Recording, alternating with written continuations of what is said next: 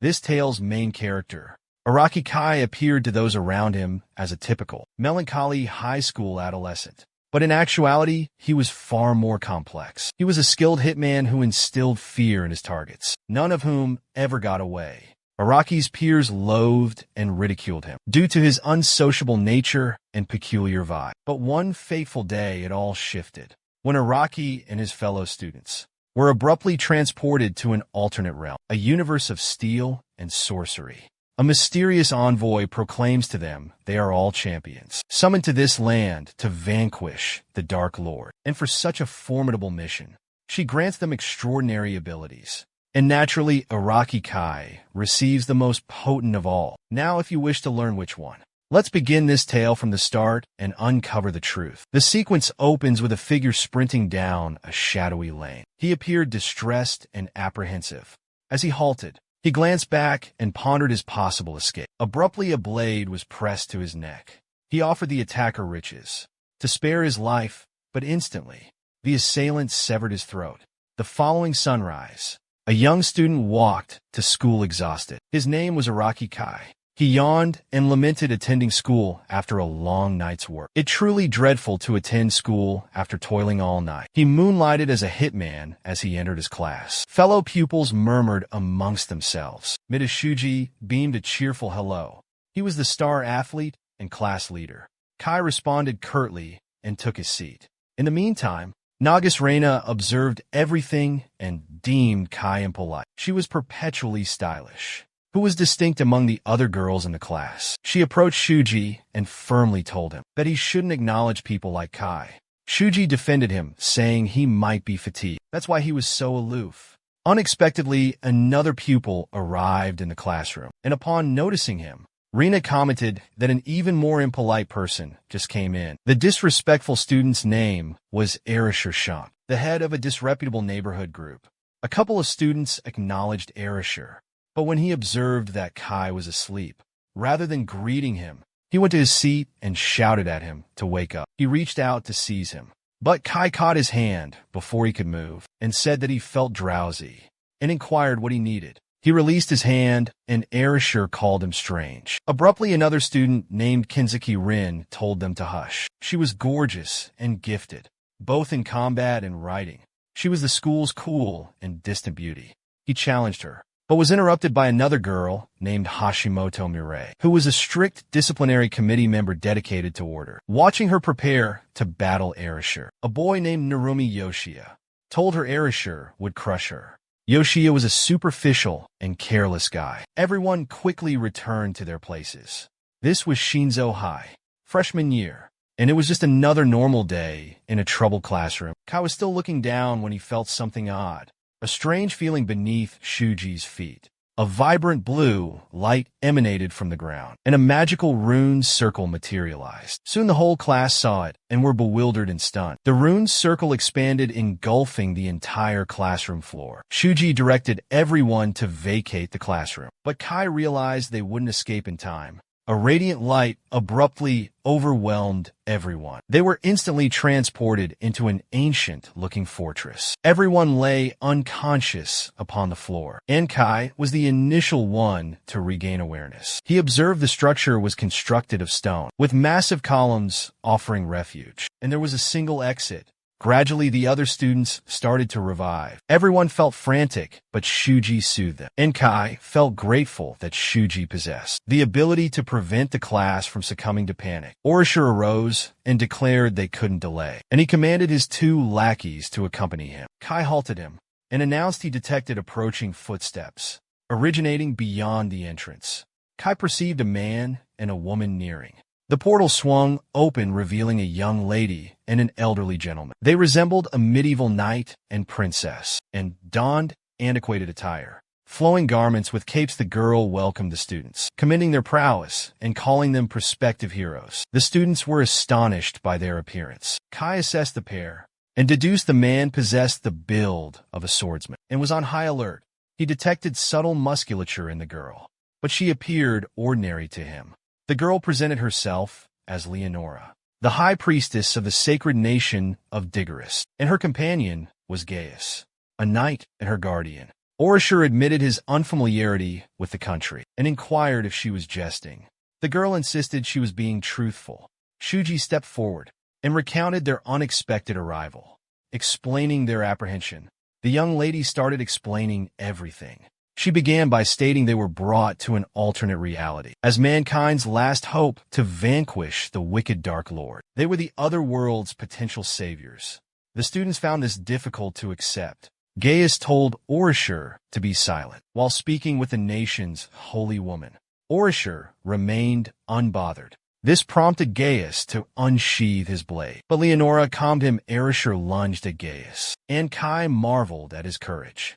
Before Orishur could strike, Gaius threw his sword and grazed his head. His assault was too quick to be seen. Leonora excused his hostility and promised to clarify everything thoroughly. But everyone needed to be still and pay attention. Her composure shifted abruptly from tranquil to menacing. She revealed that due to the Dark Lord's incursion, that world's population faced annihilation. The nation of Digoris kept fighting back, but they lacked the strength to fully halt the invasion. Kai considered the tale quite ordinary. She added they were humanity's final chance. Hearing this, the students responded they couldn't do it, since they'd never battled. Some girls were already weeping.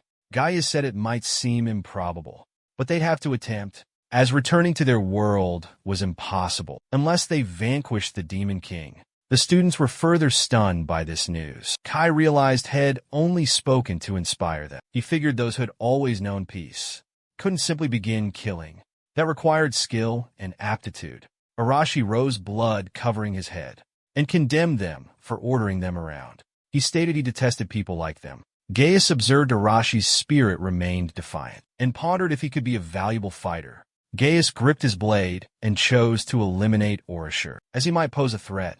But before he could act, he observed Leonora mending Arashi's injury. She clarified that the force she used was called the system, and was bestowed upon them by their deities. She made it easier for them, and stated it was similar to magic from their realm. Kai realized she was familiar with their customs, and questioned if she had before.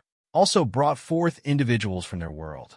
She approached Shuji, while explaining the power was why she summoned them. There she lifted her hands, and Shuji's wrist illuminated, and shortly he possessed a sword of light. She elaborated they could utilize the system's power and awaken their inherent gifts of divine safeguard. She admitted she had a self-serving plea, as she beckoned them all there.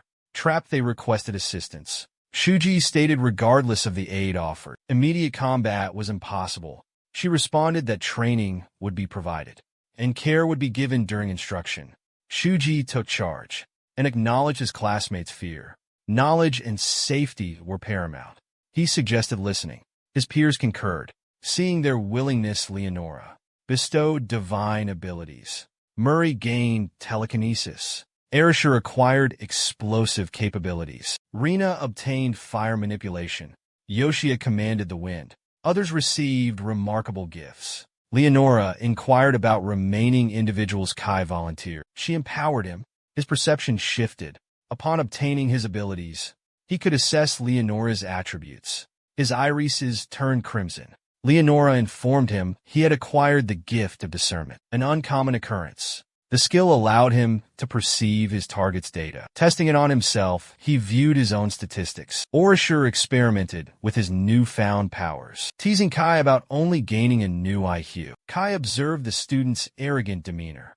They possessed limited knowledge of the realm. Their abilities were temporary and revocable. He remained calm, possessing numerous alternative methods of elimination. Following the acquisition of powers, Leonora advised them to recuperate. At nightfall, the hero hopefuls were escorted to private quarters. Kai exited through his window seeking knowledge. Sentinels were on patrol outside, discussing the hero candidates' apparent frailty. They mocked the children's selection to combat the demon lord. One remarked the saint definitely knows something, which they don't. Kai overheard their conversation. He utilized his assessment ability to examine one guard's stats and discovered he solely knew sword fighting. He promptly departed seeking further knowledge. He had also discovered the city's layout, a well-defended city. He desired entry to the inner fortress, but the entrances were intensely protected, making infiltration difficult. He chose to postpone and return later. Meanwhile, in a meadow, Rina sought a suitable location with her two companions. They were present to hone their newfound abilities. They commenced summoning their respective elements and analyzing them. As Rina was intrigued by the divine protection matter, Kai concealed himself observing them from shrubbery. When he abruptly experienced an unusual feeling, the girls also detected a peculiar sound emanating from the foliage. It was a massive lizard-like entity and was drawn to the girls' enchantment. Kai swiftly used his abilities to check the creature's attributes, and he was stunned by its immense power. Shortly after, the beast bellowed and pursued the ladies. Kai deduced that the reptile was formidable and hostile, but it only charged straight ahead and also lacked wit. He hurled a blade at it, and the blade pierced its thick hide. In the meantime, Rina tripped and tumbled. The creature had reached her and was poised to trample her, when abruptly it froze. When the ladies glanced around, they spotted a blade lodged in its head, and it was hemorrhaging. They pondered if someone had rescued her, but they chose to depart. Kai had no incentive to aid them, but his principles prevented him from disregarding the predicament. He mused that circumstances would be challenging there, if such beasts were wandering freely. He approached the beast's remains to retrieve his blade, when he suddenly detected someone nearby. He concealed himself behind the creature's corpse and scanned his surroundings, but spotted no one. He returned to his quarters to prevent any issues. After his departure, an individual emerged from behind a barrier. The figure was cloaked in a garment, rendering their face invisible. The individual shattered the monster's skull. Extracting its eyes, he muttered his disappointment after witnessing the incompetence of the potential heroes. But Kai had a similar scent. The following morning, Gaius presented the deceased monster's carcass to the hero hopefuls, who were astonished by the sight. Gaius clarified that the creature was discovered lifeless the previous night, close to the royal city. He added that the Demon King had incited the monsters into a frenzy, causing them to hunger for human flesh. He informed the hero candidates that they would be engaging in combat. Creatures like that beast, Gaius inquired calmly, who was a scholar, if he discovered anything unusual about the creature, and he responded that there were indications of witchcraft being utilized, perhaps by a fiend above average rank. He stated that possibly they were exploring to observe the weakest of the new hero hopefuls. Kai pondered if witchcraft was distinct from magic, since it was a novel term employed by the scholar. Shuji questioned if it implied that the beast was commanded by a fiend, calmly clarified that powerful fiends can utilize enslavement incantations, and thus could manipulate weaker creatures. Gaius pulled calmly aside, but he desired to elaborate further. Kai considered calmly a valuable asset in acquiring knowledge. He could utilize his assistance. He abruptly recognized that the actual nature of those eyes he sensed earlier last night was a fiend. The fiend was adept because Kai hardly detected him. He speculated that the fiend might be nearby. Right then, he unexpectedly felt someone observing him. Arashi informed Gaius that returning to their homeland required slaying the monster, and he wasn't planning on a long stay. The other pupils concurred. Kai believed a swift understanding of reality's gravity was crucial. Leonora entered urging courage. Their power remained untapped. Practice was the solution. Being outsiders, their development would diverge from the natives. A week into training had elapsed. Kai perused books in the library, comprehending the foreign script completely. It seemed peculiar that communication was possible.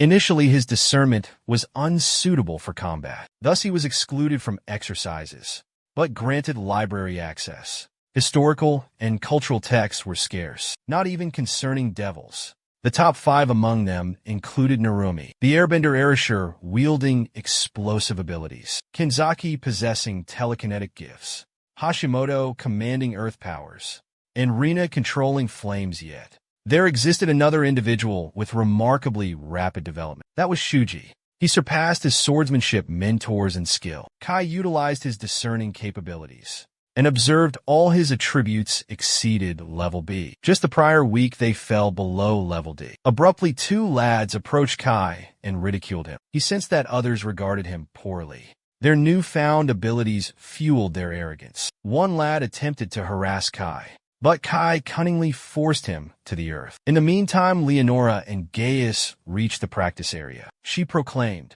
given their unexpectedly swift progress, she advanced their agenda. Narumi inquired about facing the Demon King, but she declined. She preferred monster combat practice. Everyone appeared uneasy upon hearing this. The following day, Gaius and Leonora escorted the hero candidates to a forest. Gaius announced combat exercises. It was an Asturso-infested location. Group movement was restricted. Teams of 2 or 3 were necessary. Upon hearing this news, the hero candidates formed groups, isolating Kai and Kanzaki. They were forced to partner. Kai perceived her as self-assured and indifferent, and she smugly noted his gaze. Leonora declared a special event. The team eliminating the most monsters would get an unexpected bonus. The sparring matches soon commenced.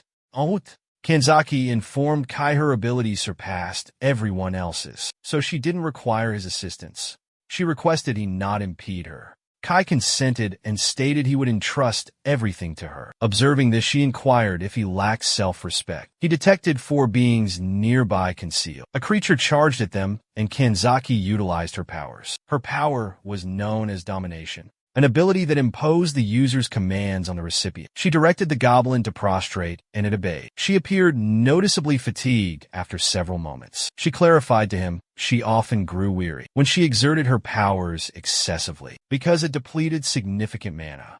He suggested she eliminate the goblin because another beast was poised to strike, but she was slightly reluctant since for her, the creature slightly resembled a person. Kai brought her to reality, reminding her it was a beast, which had attempted an assault moments ago. He grabbed a rock and deduced that she was merely a sheltered pupil from Japan accustomed to tranquility. He was fiddling with the stone when abruptly the 3 remaining imps materialized. She commanded the imps to prostrate themselves and request Kai's assistance. Instead of remaining idle, Kai responded that she was the one who instructed him not to interfere. She exhaled and directed the imps to break their own necks, and this resulted in their demise. He was astonished to witness her enforce such directives, to which she answered that the more demanding the command, the smaller the likelihood of accomplishment. She was repulsed by the sight of the imp's remains, but Kai soothed her with insightful words. She inquired how he remained so composed, lacking abilities. He advised her not to fret over him,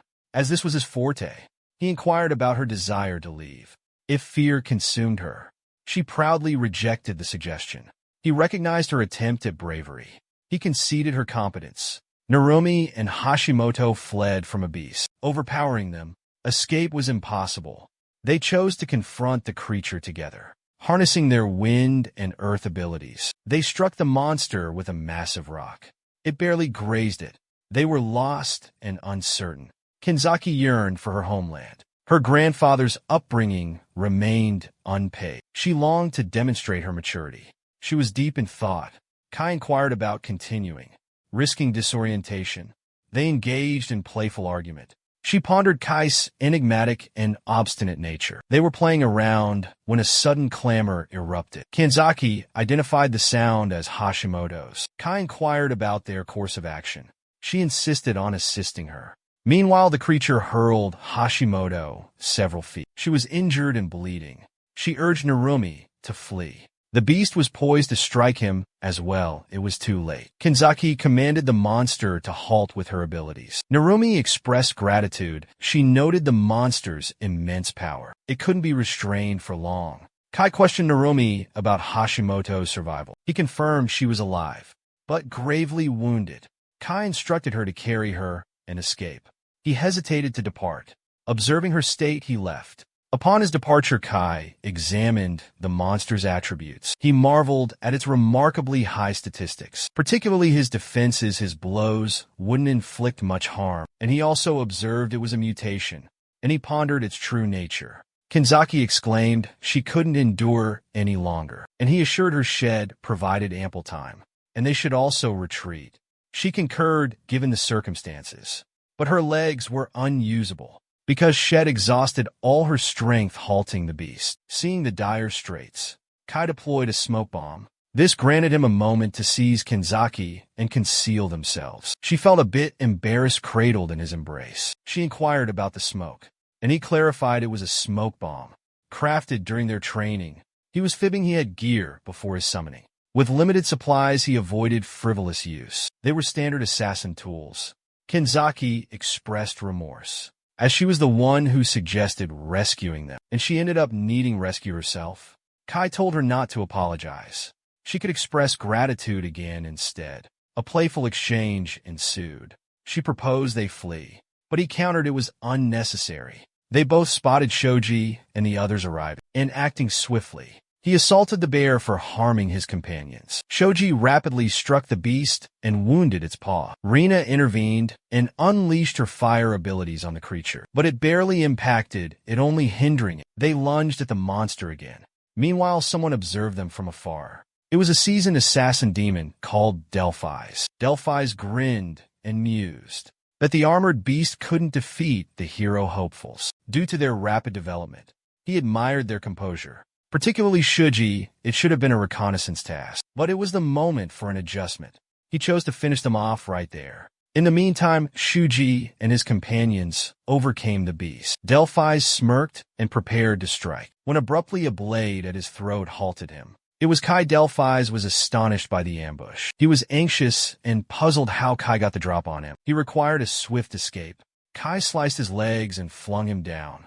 He urged him to stay silent, since he didn't want Shuji and the rest to detect him. Kai stated that if he addressed a few inquiries, then he'd release him. Delphis was reluctant to yield, but he lacked alternatives, as Kai held the advantage. Kai inquired if the individual observing him the previous evening was a Malone. Kai remarked that he was aware of their surveillance, and his strategy involved letting Shuji and company engage in combat. To draw him out, Kai interrupted. He required intel. They were newcomers to this realm. He must answer all questions. Delphis grinned and refused, but Kai slashed his hands as well. Cooperation would be simpler. Delphis warned against underestimating him. He ingested a carried poison, instantly ending his life. Kai realized the Demon King's forces would be formidable adversaries. Kinzaki appeared abruptly, was startled by the nearby corpse. Kai inquired how long she had been observing. She replied, since the man fell. He clarified. The deceased demon was a Demon King assassin. The prior monster was his minion. Back when the initial lizard beast appeared, he was responsible for that as well. She felt a bit frightened. Learning the Demon Lord aimed to eliminate the hero hopefuls. She inquired how he detected the murderer when nobody else could. He felt there was no need to conceal his truth, and he admitted to her. His lineage was involved in the assassination trade. He sensed the kindred spirit of fellow professional. Kanzaki was stunned by this disclosure. He said her belief was her own choice, and requested her silence regarding the deceased individual. The hero prospects were already disturbed by Hashimoto's state. She consented and remarked on his unexpected concern for them. He responded, they simply lack combat experience. Like him, the hero trainees assembled around Hashimoto, who was critically wounded and prostrate. A learner named Hano, possessing healing abilities, positioned herself nearby and employed her powers to mend her. Her abilities astonished everyone. She declared Hashimoto would recover in roughly 60 minutes. Aspiring heroes commended Shuji for vanquishing the beast. Leonora and Gaius suddenly entered. The candidates inquired about their whereabouts and why they offered no assistance when required. Gaius clarified he was observing them constantly, and rescuing them repeatedly wasn't advisable. Constant intervention was detrimental. Shuji stated the situation was critical. Hashimoto might perish. Gaius responded, risking one's life was inherent in field exercises. Practical training. They would confront similar battles henceforth. They shouldn't whine. Shuji challenged him. He mentioned the area housed only lesser creatures. How did the armored beast emerge? Leonora attributed it to the demonic assassin, since armored behemoths shouldn't be in that zone. Gaius and Leonora chose to reinforce their fortifications, unaware that Kai had eliminated the contract killer. Leonora added they should amplify their training regimen. At their current power, they'd perish. Everyone felt a chill of fear, and Shuji attempted to reason with her. But she insisted gaining strength was survival. Arisher resented being commanded, and he interjected to address Leonora. But Gaia halted him, declaring they were Leonora's puppets, and defying her commands was unthinkable. Tensions escalated, and Shuji intervened to pacify Arisher, left with no choice but to comply. Gaius, amazed by Shuji, reassured the applicants. They were valuable assets to the nation. No harm would come to them, provided they behaved appropriately. Orishur remained discontent. He assaulted Gaius with his detonating force. Gaius swiftly dodged it. He struck Orishur forcefully, sending him crashing down, declaring their weakness and warning of escalating difficulty. Challenges would intensify. He and Leonora departed. Orishur rose bloodied, vowing revenge on Gaius. The following day commenced. The scientist oversaw the exercises. After a short debriefing on the previous events, he announced monster combat training. At his laboratory, within the lab, various creatures were confined. He bred these beasts for his studies. The exercise commenced, and aspiring heroes battled creatures. Kai observed everyone's unexpected composure, despite being compelled to combat. Shuji informed Steady the monsters were formidable for the trainees, but Steady responded that Leonora requested him to be demanding with everyone, and therefore he couldn't and wouldn't lessen the rigor. Furthermore, he stated that hero hopefuls with colleagues like theirs shouldn't be defeated initially. He mentioned the paramount thing was their determination. Shuji inquired if it would truly matter, and he answered that if executed properly, then they could elevate their power levels and could even generate new variations of their abilities. Kai joined them and informed Shuji that, based on his assessment, he perceived Shuji possessed a new capability. Shuji was astonished to learn this and asked Steady if he could experiment with it. Steady was enthusiastic to witness the ability himself, so he permitted him. Shuji utilized his fresh abilities, and instantly, he severed the creature's limb and head with a precise slice. Kai understood Shuji would no longer face difficulty with an armored beast. He pondered if his assessment skills were also enhanced. Kai observed someone else had also obtained a new capability, and it was Arashi, but he chose not to inform him. Later that evening, Arashi was plotting to eliminate Gaius, restrain Leonora, and inquire about the path back to their true realm. A couple other contenders were in his favor, and eager to depart the world as well. Orishur requested Narumi to accompany them, as they would have a greater opportunity, and he was aware Narumi was weary of that world as well. Narumi was uncertain, but ultimately, he chose to unite with him. The following day, Shuji was practicing, and Kai approached him and stated he was truly exerting himself. Shuji responded he was still feeble and needed to improve, to which Kai replied with his current strength level, he could vanquish half the knights of that realm. Shuji stated it was insufficient,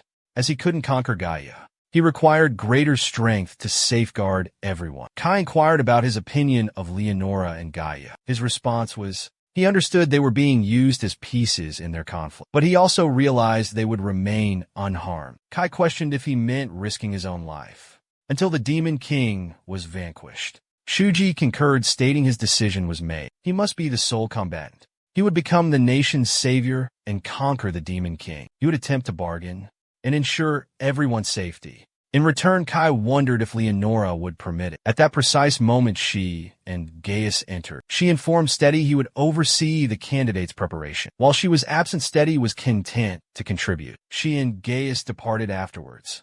During their journey, Gaius questioned her certainty in her decision. She inquired what led him to that thought. He urged her to be straightforward and speak plainly. He implied a commotion was brewing trouble. She concurred, suggesting a possible uprising against them. He inquired about her next course of action. She expressed interest in their subsequent moves. The fellow felt a bit uneasy about the revolt after all. They were prospective heroes possessing abilities. It could prove catastrophic for them. But Leonora remained composed, confident in her invincibility. She proposed establishing a power structure to quell the insurrection and permanently dismantle their defiance. She also mentioned observing other dubious activities, but would disregard them temporarily. Later that evening, Kai battled a creature, and he eliminated it, mirroring his initial beast-slaying technique. Requiring only 13 seconds upon utilizing his assessment skill, he detected his advancement. Abruptly, another beast assaulted him. Resilient, his armor impenetrable. An ideal moment to evaluate his fresh capability. He utilized his novel ability to pinpoint the enemy's vulnerability. Locating the flaw, he eliminated the creature instantly. A decent skill, yet insufficient for survival in this realm. He must become mightier. Additional beasts assaulted him, effortlessly vanquished. A greater challenge was required to assess his prowess. Human footfalls echoed. He spotted Kinzaki, inquiring her purpose. So late, she responded, seeking him. Absent from his quarters, he urged her departure, the forest treacherous at night. Nocturnal combat was familiar to him, but not to her.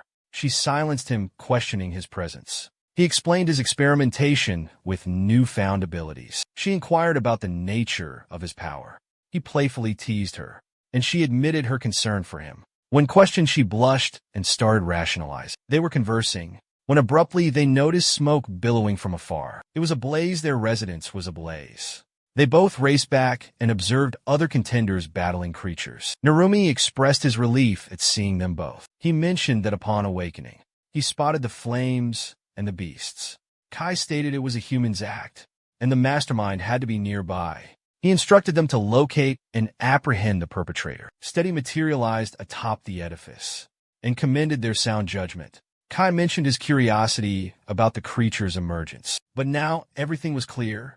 They were all beings from his lab. He had also provided them with a substance for enhanced strength, since they were too feeble to be useful.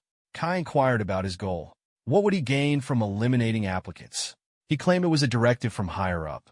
His mission was to terminate the candidates, even if it meant sacrificing his current role. He grinned and stated he had no qualms with them, but unfortunately, he had to eliminate them. They inquired if it was Leonora's command, but he refuted that by stating, absolutely not, it wasn't that Vixen's directive. It was the devil's decree. He was the devil's informant.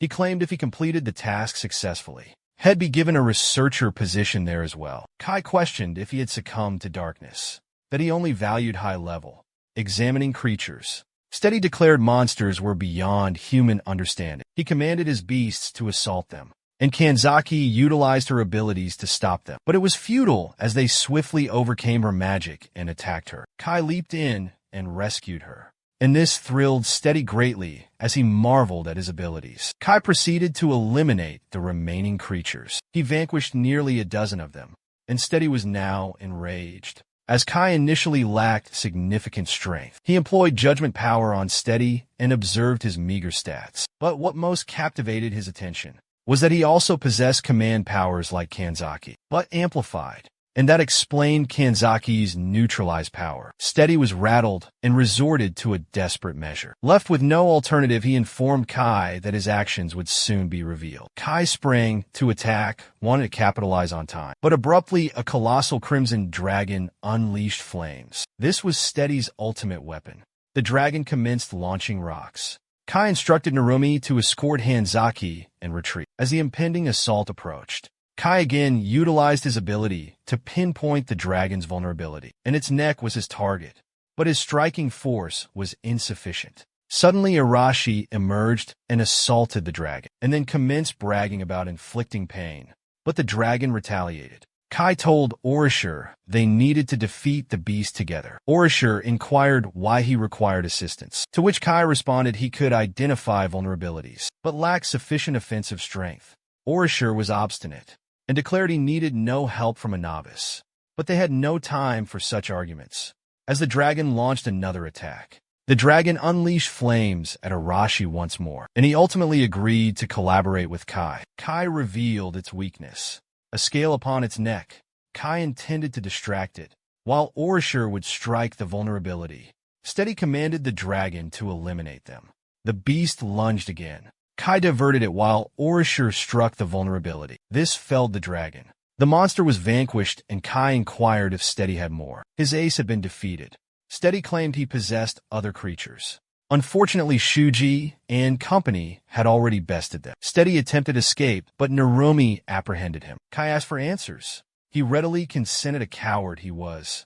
Before he could utter a word, his form turned violet, he perished. An enchantment was upon him. It would end his life should he divulge secrets. The following day, the contenders confronted Leonora upon her arrival. She had left Steady in command. She expressed remorse. She hadn't anticipated that a feeble monster manipulator like him could inflict such devastation. The candidates were astonished. She knew Steady was a demon tamer. They inquired if she knew his demonic nature, why she permitted him proximity. She defended herself, stating that Shed forewarned them training would be arduous. This was merely a consequence. Gaius faulted their lack of vigilance regarding the nocturnal fire. Leonora announced a visit to the royal city. Next, unveiling the hero nominees. A procession would occur in the capital. They would perform as principal players. That evening, they departed for the metropolis, camping nocturnally in a meadow. While dining, a hasty individual informed his subordinates about 30 accompanying soldiers. Their strength was unimpressive. He declared it was time to initiate their scheme. They easily possessed superior numbers. He instructed a subordinate to summon Narumi and his companions. Kai overheard his discourse, and he concurred that few soldiers accompanied them, but only because Gaius and Leonora felt assured that they could defeat them alone. He approached Shuji and inquired about a conversation later. Orishur and Narumi gathered in the adjacent woods. They prepared to assault the troops, when Shuji and the other contenders intervened to halt them. Shuji stated he had learned of Arashi's attempt on Leonora's life, and Orishur was stunned his scheme was revealed. They attempted to reason with him, suggesting an alternative approach. Besides simply eliminating them, Orishur told Shuji he only spoke empty words and questioned if he possessed a strategy, to which he answered that he would serve as a tool and conquer the Dark Lord, and in return ensure everyone's well-being. Orishur rejected the bargain and demanded he move, but Shuji and his companions refused passage. As they reached an impasse, a brawl erupted unexpectedly. 2 guards entered and ordered them to bed, due to an early departure the following day. Orishur departed, declaring his intolerance for frailty, and further conversation was futile. They arrived at the kingdom's capital the next morning. The festivities caused significant congestion. Onlookers were astonished by the hero hopefuls. The populace displayed immense confidence in them. Within the palace walls, Holy Night Rains welcomed them, suggesting rest. The candidates were delighted by the regal treatment, from plush bedding to soothing warm baths. They were presented with exquisite cuisine. Kai sought to acquire further knowledge. However, numerous sentinels were present.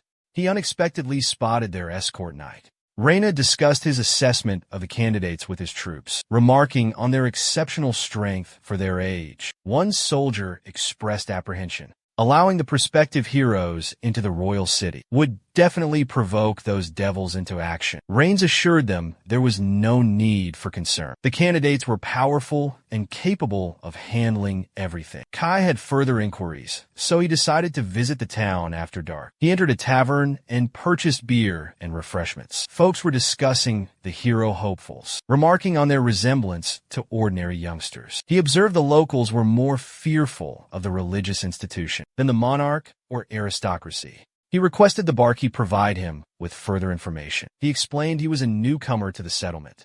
Therefore, his knowledge was limited. The barkeeper recounted the tale of the evil sovereign and his ongoing assaults against the realm. He further noted the evil sovereign could even entice people with his immense strength. He also described how the evil sovereign's disciples destroyed a noble mansion. A couple days prior, Kai departed the tavern, contemplating. The candidate's presence in the city was less than ideal. Kinzaki approached him, filled with concern.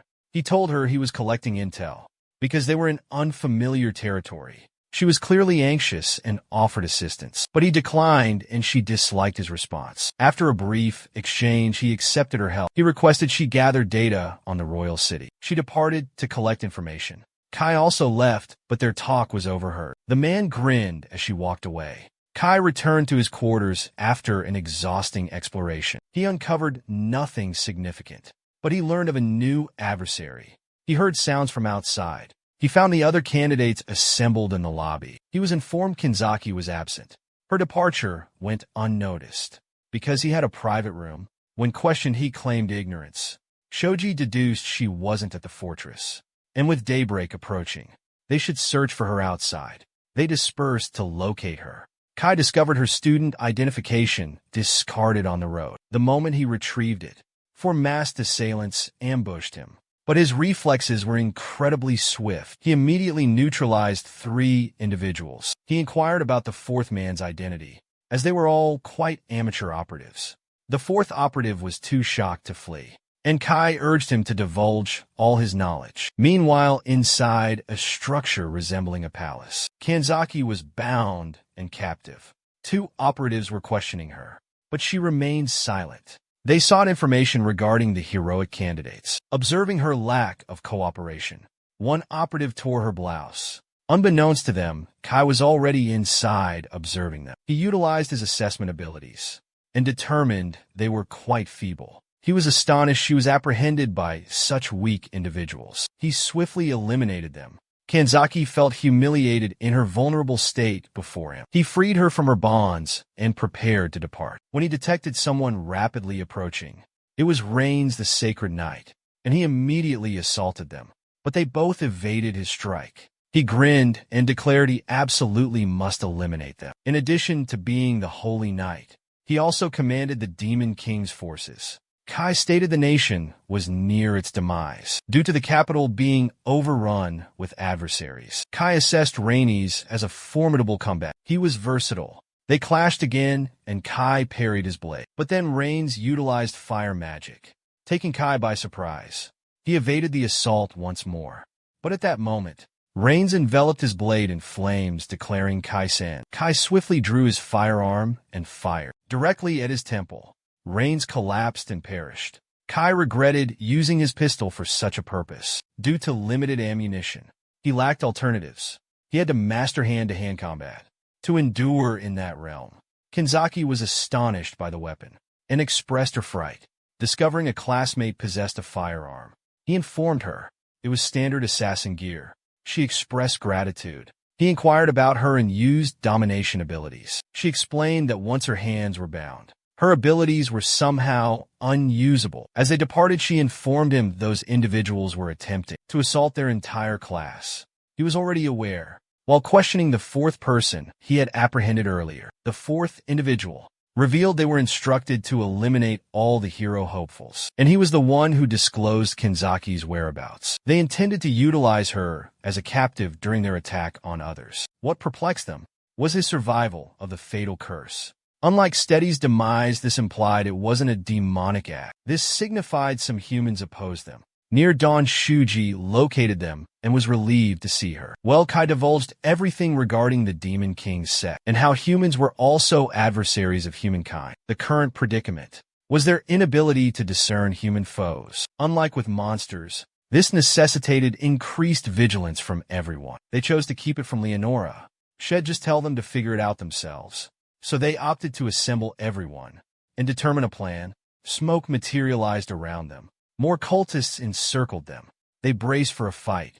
Not just these three. Every other candidate group was trapped by the men. Kai counted 6. Their stats were clearly inferior to Rain's. Yet they were formidable. The 6 men lunged. Kanzaki used her abilities to stop them. Kai impaled their heads with blades, killing them instantly. Shuji felt uneasy seeing it. They were all people. Shuji tried to argue.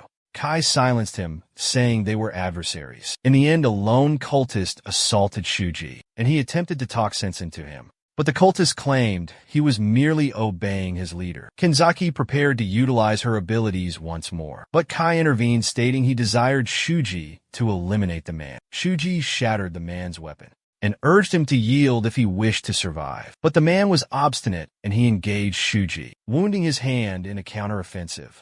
Shuji lacerated his body. The man was moaning, and Shuji considered abandoning him to perish. But Kai instructed him to finish him off right there. Otherwise, he could pose a danger. Shuji was hesitant, but he ultimately carried out Kai's command. Meanwhile, Orishur and his followers also vanquished all the men. The final man was ruthless. Eliminated by Orishi's power, Rina and the others struggled to slay humans. And aside from Rina, the other girls sustained injuries. Suddenly, Leonora materialized on the scene and inquired if they deserved a passing mark. The men became more enraged upon seeing Leonora, and she stated that as they were her chosen individuals, it was only natural that she'd assist them in their time of need. One man remarked she lacked her evening companion, so how could she possibly manage? She mocked them as mere novices, enticed by the Devil King, and she never even viewed them as adversaries to begin with. All the men lunged at her simultaneously, and she utilized her control abilities to immobilize them on the floor. The men were rendered immobile, and Rina commented her powers resembled Kanzaki's. But Leonora urged her not to liken her abilities to such a thing, as her mastery skill was utterly superior. From scope to potency, Rina questioned why she rescued them, to which she responded that she'd spoken of granting a passing score. They all expressed gratitude for her protection. One of the guys grabbed her garment and pleaded with her to acknowledge them and release them. She glanced down and expressed remorse to the guy because he was still breathing. She then exerted her influence over all the applicants and commanded them to eliminate the guys on the ground. Their forms started moving involuntarily, and they all slaughtered the guys against their wishes. Such was Leonora's might. Kai and Kinzaki observed everything transpire from afar, and Kinzaki was astonished to witness her capability to manipulate so many individuals simultaneously. Her scope and strength were on an entirely different plane. 12 hours following the assault, all the applicants reconvened in the chamber. Many of them were in a dreadful condition and traumatized. Narumi declared he wouldn't allow her to escape, since she forced all the applicants to murder against their desires. Shuji was reproaching himself for not arriving earlier, but Kai clarified to them that it wouldn't have altered anything, as none of them were presently potent enough to defy her. Leonora. Kai was certain that with the demon army's commander vanquished, they couldn't act for some time. He requested Kanzaki's company. She inquired about his reason, and he informed her.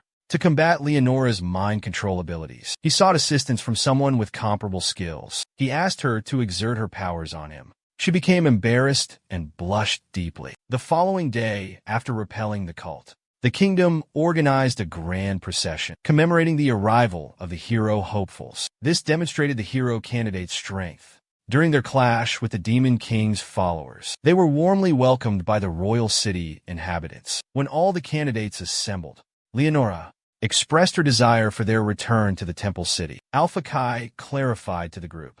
It was the location of the city they were called to, and he believed it was under Leonora's command. He inquired if Leonora was accompanying them. She responded that she had unfinished business. She would entrust them to Gaia's care. Rina expressed a desire to return, but their living quarters were destroyed by fire. Rina observed one of the girls was blushing and couldn't respond to questions. She was terrified of Leonora. Leonora departed with a smile. All the candidates harbored anger towards her. Gaius escorted all the candidates to their destination. After dark, they made camp, and Erishur and others ventured into the woods. Kenshiki questioned if Kai would proceed that night. He confirmed Leonora's absence, and the soldiers were feeble. It was the optimal moment to eliminate Gaius. He had no grounds to hinder them. Had simply relished the spectacle. Meantime, Narumi had escorted Gaius deep within the woods, claiming Head spotted a colossal creature. Gaius fell for his ruse as the path headed toward the kingdom's capital, and a beast lurking nearby was perilous. Abruptly, Erishur assaulted Gaius from behind with maximum force. Gaius was unprepared for the onslaught, and thus he absorbed the blow and commenced bleeding. Erishur informed him that even his strongest strike couldn't eliminate him. Gaius was unsteady, and he inadvertently triggered a landmine, which detonated. Erishur grinned and declared it was all an ambush laid for him. Gaius utilized mana for protection, but he remained significantly wounded. Gaius voiced his disappointment, as he hadn't anticipated such treachery. Unexpectedly, the entirety of Arashi's cohort encircled the elder. Witnessing the seriousness of the predicament, Gaius launched a glowing orb skyward. It resembled pyrotechnics. Kinzaki and Kai witnessed it from a distance. Kai commented on Arashi's blunder. The orb was an SOS beacon. Soldiers spotted it and headed that way. They couldn't arrive. Kai obstructed and eliminated them. Meanwhile, Gaius was enduring a beating from the contenders. He struggled against their abilities. He soon lost an arm drenched in crimson. Erishur praised his resilience for his age. Narumi informed them about the alert and admitted to stalling. Gaius declared it unnecessary. Leonora entered with her customary grin and remarked on Gaius being trapped. The contenders were astonished by her presence. Concurrently, Shuji, Reina, and fellow contenders noticed Kanzaki using her influence to restrain some troops. She informed them she was complying with directives, but they were skeptical, knowing she wasn't one to follow commands. Kai entered stating she was acting on his instructions. Shuji was once again shocked to learn he eliminated the Sentinels. He clarified Erishur was occupied battling Gaia, so he dealt with the guards. Shuji and the others grasped the situation. Now Shuji inquired if he joined forces with Erishur. He responded that he was simply doing as he pleased. Kai suggested he search for Erishur. Instead of bothering him, Shuji and his companions departed to find Erishur and their group. Leonora informed Gaius he was failing. He conceded, admitting he couldn't combat his age. After all, Erasure declared after these events, he wouldn't retreat in defeat. A candidate questioned him if she wasn't the one manipulating them. Leonora responded, stating other prerequisites existed, necessary for completion. Possessing a large mana pool for resistance would prove less potent. However, for those consistently dependent on abilities and unaccustomed to regulating their Anna effortlessly commanded everyone. Erasure labeled her a craven and dared her to confront them directly. She grinned and declared she'd handle them personally. She vowed to shatter his teeth.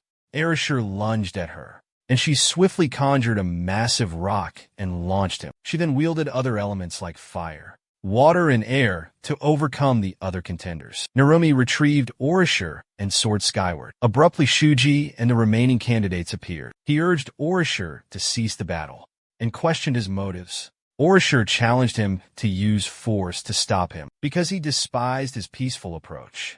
Shuji inquired if the others agreed, and Rina rose and voiced her support for Erasure. Leonora chuckled and remarked on their infighting. She added that by then, they ignited an uprising. She inquired about their expectation of pardon, even if they quelled the insurrection immediately. She summoned a massive vortex and wounded everyone. Shuji was stressed witnessing everyone's injuries, but Erasure urged him to relax and stated that to safeguard everyone, he must steel himself or all would perish. Shuji grasped the predicament, seeing no alternative. He prepared for battle, as did Reina and the rest. Leonora declared she would display their disparity. Meanwhile, nearby, Kanzaki questioned Kai's next move. He explained once Leonora uses her magic for enslavement, he would intervene. Until then, they should have faith in the other contenders. The contenders braced themselves to combat Leonora, and Gaius rose, stating his weakness, yet he still desired to fight for her. Leonora mended all his injuries, and he was in top fighting form. The contenders were afraid. They went to great lengths to trap Gaius. But now he had returned. Rina informed him their ranks had grown, so they would compensate. Leonora said they could assault her whenever they pleased. For her, the fight would be a trial for them. She continued that if they couldn't defeat her, then they couldn't become a hero.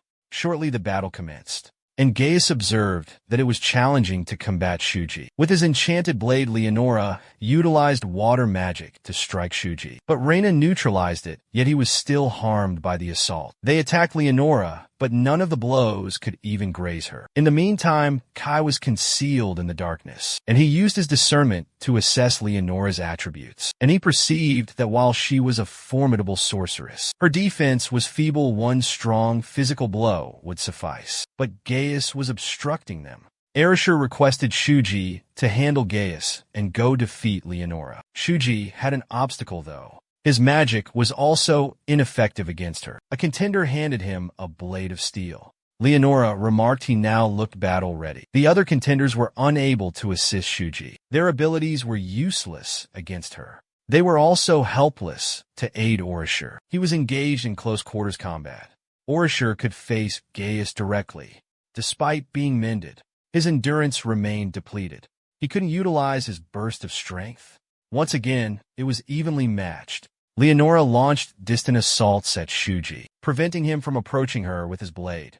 There had to be a way to approach and overcome her, but he remained clueless. Leonora grinned and said Shuji was predictable. Few in the nation could evade her strikes.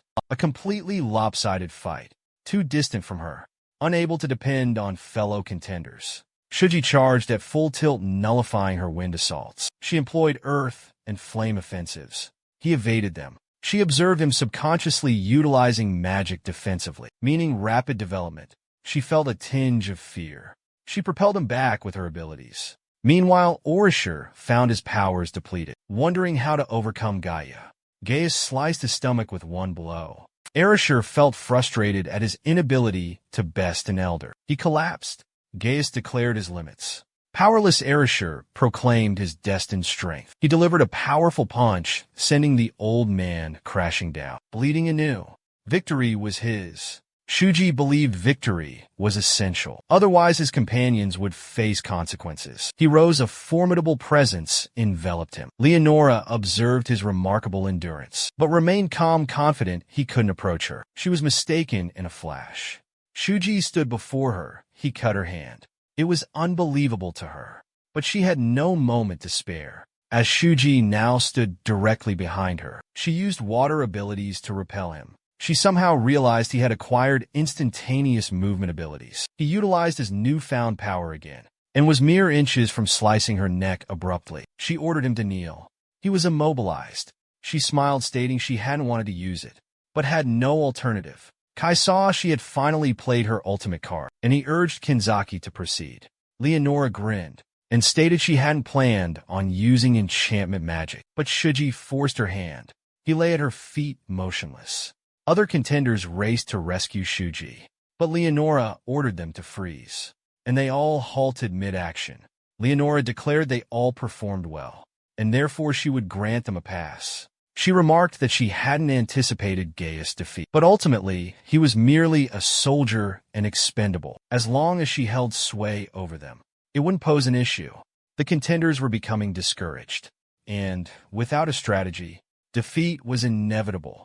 She informed them that the purpose of allowing her to summon the contenders was for eventual domination, granting her absolute authority over them, or they'd pose dangers. 3 blades abruptly assaulted her from the rear, but she effortlessly evaded them, and stated she knew had been lurking. It was Kai, and he confirmed it. Shocked she noticed someone so unremarkable, she said from the outset. Something felt peculiar about him. She expressed her letdown, because she didn't anticipate him joining a doomed fight. Like that she commanded him to freeze. He was also enchanted. She was describing her sorcery when a projectile struck her shoulder. She was astonished he could move and shoot. Despite her enchantment, she inquired how he did it. Certain her magic was affecting him. He shot her stomach again, and she couldn't comprehend the armament. Firearms weren't common in her realm. Her safeguards were insufficient. He clarified what a firearm was, and mentioned low ammo he was reluctant to use. He utilized her firepower. Only his garment was singed. He vanished. A moment later, he materialized behind her weapon, aimed at her head. He stated he knew she lacked close combat skills. Her control magic was ineffective on her as well. She was stunned and disbelieving. Kai risked it all and triumphed.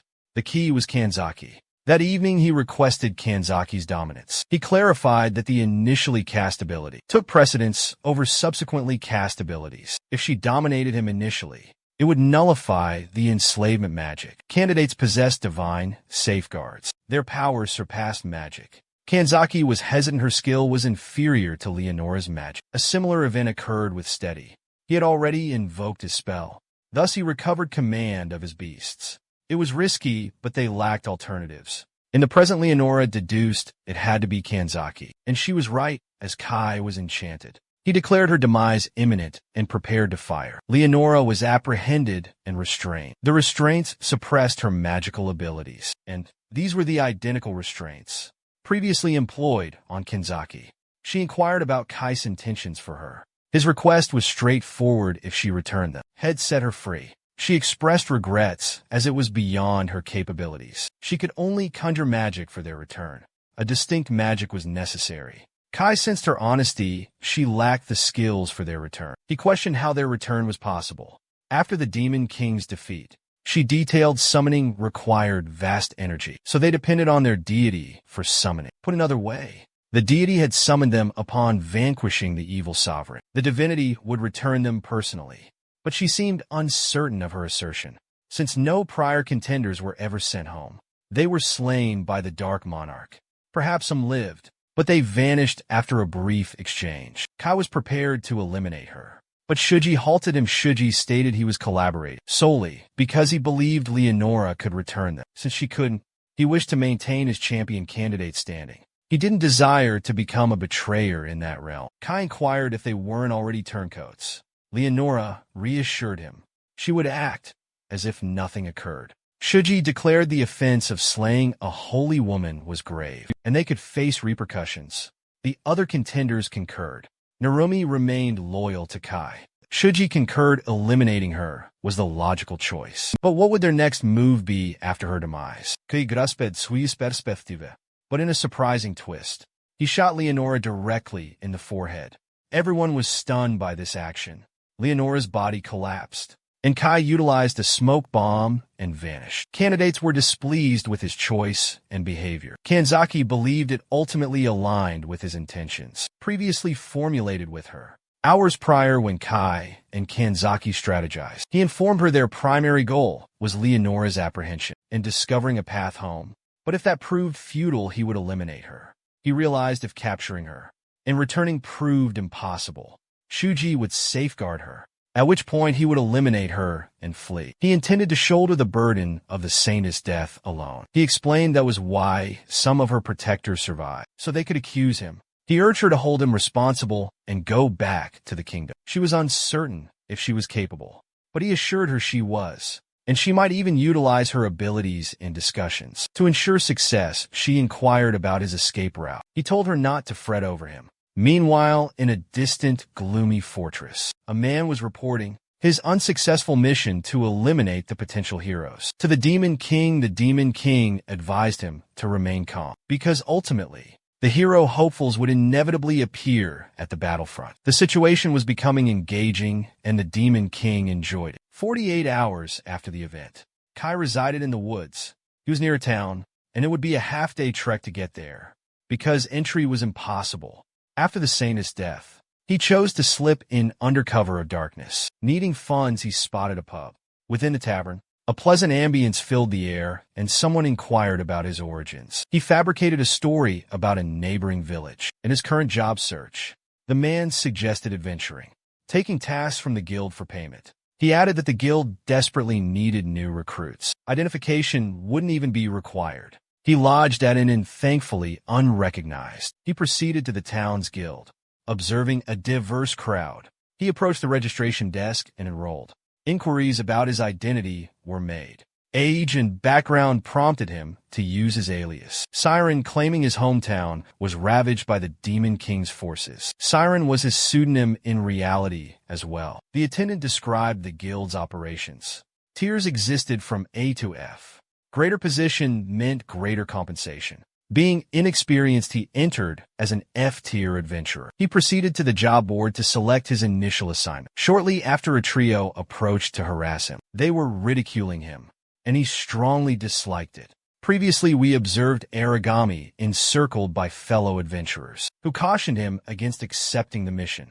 Aragi Kai serenely rotated, expressed gratitude for the advice, and requested solitude. Upon hearing this, the youths became agitated. Believing Aragi Kai displayed arrogance, seeing their encirclement, observers whispered that the group was provoking a novice. Once more, thus, one youth attempted to strike Araki Kai, yelling that Araki Kai required a lesson. Shockingly, Araki Kai thwarted the blow by seizing his hand. The youth was stunned and demanded Araki Kai release his hand. Aragi Kai tranquilly obliged, avoiding confrontation. The kid told his teammates to jump Aragi Kai and show him who's boss. They all ganged up on him, but Aragi Kai smoked them and bounced. As he dipped, he thought.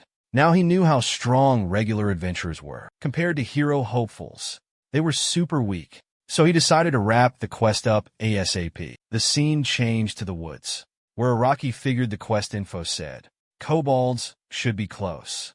He spotted animal tracks. Aragi Kai tailed them, and as he kept going, he felt someone nearby, and there were multiple. Aragi Kai also saw that the mystery creatures were pros at hiding, making him think they were kobolds. Out of nowhere, a kobold jumped out and ambushed him, but Araki Kai felt it and sidestepped. He observed the kobold wielding a human blade, suggesting it had likely bested an explorer. As he pondered, another kobold emerged from behind, attempting an assault. This time, Araki Kai evaded and scooped up dirt, flinging it into the kobold's eyes. As the second kobold was sightless, Aragi Kai struck the first kobold in the face. As it collapsed, he seized the sword and rapidly eliminated it. Witnessing this, the second kobold was stunned. Before it could respond, Aragi Kai attacked and quickly dispatched it with a dagger. Aragi then utilized his appraisal skill to examine the kobold's attributes and determined these beings presented no danger. Feeling assured, he resolved he could effortlessly slay them for greater wealth. Later, the scene transitioned to the guild hall, where everyone gazed at Aragi Kai in astonishment. Aragi Kai presented the kobold ears as tokens of his victory. He inquired Mia at the front desk. If it sufficed, she confirmed. and questioned if he was certain he had accomplished it solo. Arague Kai replied affirmatively, stating that hunting kobolds was trivial, but locating them had been the difficult task. He mused that despite possessing the combat skills, his searching abilities were deficient. Upon witnessing Araki return, having conquered the kobolds, onlookers were astonished and wondered if kobold hunting was so simple, surmising that Aragui Kai might be a high-ranking hunter from elsewhere nonetheless. Another person remarked they heard Aragui Kai was still green. Mia interjected, requesting Aragui Kai wait as she retrieved his compensation. The setting changed to nightfall, where Aragui Kai was strolling, tallying his earnings. He was surprised by the substantial profit from hunting feeble creatures, magical beasts. He understood that obtaining living expenses was paramount currently. AI ate to try Isorion. He chose to remain in the town and become a paid mercenary. Aragi Kai believed establishing connections within the guild would facilitate intelligence gathering. An individual materialized before Aragi Kai. Observing the youth, Aragi Kai inquired about his purpose. He noticed the boy's strength surpassed his previous adversaries. At the guild, the lad presented himself as Lyle, a B-level mercenary, and the supervisor of the city's guild office. Araki replied indifferently with a "so what?" Lyle inquired if Aragi Kai was the individual responsible for antagonizing his subordinates earlier. At the guild, Aragi Kai answered, stating those lads initiated the confrontation. Lyle angrily yelled at Aragaki, demanding he tell the truth. Had heard rumors a fresh face had roughed up his crew. Aragami Kai fessed up, yeah, he was responsible, he laid them out. Lyle heard this and yelled if that's how it was. Had gladly school Aragami Kai teach him a thing or two. Lyle threw punches at Aragami Kai, a flurry of blows, but Aragami Kai effortlessly evaded each strike. It was annoying. Araki Kai got tired of it and used his legs to sweep Lyle, sending him crashing to the earth. Lyle was shocked, dumbfounded what just happened. Aragami Kai told Lyle his speed was remarkable, but raw, unpolished, his moves were too wide, creating vulnerabilities. Upon hearing this, Lyle was enraged and attacked again with renewed fury. He wanted to know what Aragami Kai had meant. Aragami Kai intercepted his blow, catching his hand, then quickly threw him down hard. Aragami figured Lyle wasn't used to battling other people, since he usually fought mythical creatures. Lyle furiously questioned Aragaki's assault on his comrades, given his immense strength. Aragaki replied he had already provided an explanation. It was a simple mistake, and volunteered to illuminate everything from scratch. Moments later, the setting changed to the guild hall, where Lyle expressed remorse to Aragi Kai, accepting responsibility for the error. Lyle even reprimanded and disciplined his subordinates for their deceit, conceding his failure to question their claims. He bellowed at his men, ordering them to express regret to Aragi Kai. They grudgingly offered apologies to Aragi Kai. At Lyle's insistence, Aragi Kai stated that as long as the confusion was cleared, he had no objections. He then indicated he had an inquiry. Lyle reiterated his apologies and guaranteed Aragi Kai that he would happily address any concerns. Aragi Kai then revealed he was a wayfarer and had enrolled as an adventurer to acquire funds for his journeys. Aragi Kai proceeded. He had another motive for becoming an adventurer. A curious Lyle inquired about Aragi Kai's desires, given his immense strength and mysterious background. Aragi Kayan Smeret. He sought passage to another realm. Hearing this, Lyle and his companions were astonished and requested clarification. They openly questioned the feasibility of such a feat. One suggested he had heard tales of heroes, contenders originating from a different world. Aragaki affirmed he was indeed seeking entry into that world. Of the hero candidates, Lyle replied, if so, it probably involved sorcery. Magic was not their forte. They weren't well versed in magic. Aragaki conceded such knowledge would be elusive. He hoped Lyle's group might possess a hint. Lyle answered there was perhaps a single individual who could offer guidance. The wise Albanicaret. Aragi Kai inquired, bewildered about Albanicaret's identity. Lyle was astonished and questioned Aragi Kai's lack of knowledge, clarifying that Albanicaret was an elf, whose guidance significantly benefited the nation. Hearing this, Aragaki remembered Albanicaret from somewhere and asked for confirmation. Aragaki then recollected encountering an elven sage in past readings. Recalling elves inhabiting deep forests, he stated elves' scarcity, their tales considered folklore, rarely venturing from forests to explore the outside. Aragami, Kai deduced the elf, leaving the forest and attaining wisdom, earned the title sage while added Albanacarat, had lived over a century, famous for immense wisdom and knowledge. While also noted Albanacarat's renown as a spellcaster, with vast magical expertise. On hearing this, Araki pondered if elves possessed a renowned connection to spirits, which assisted them in mastering sorcery. Aragami Kai also contemplated that, even without a particular enchantment, to return heroes to their homeland. Maybe with incantations they could accomplish it.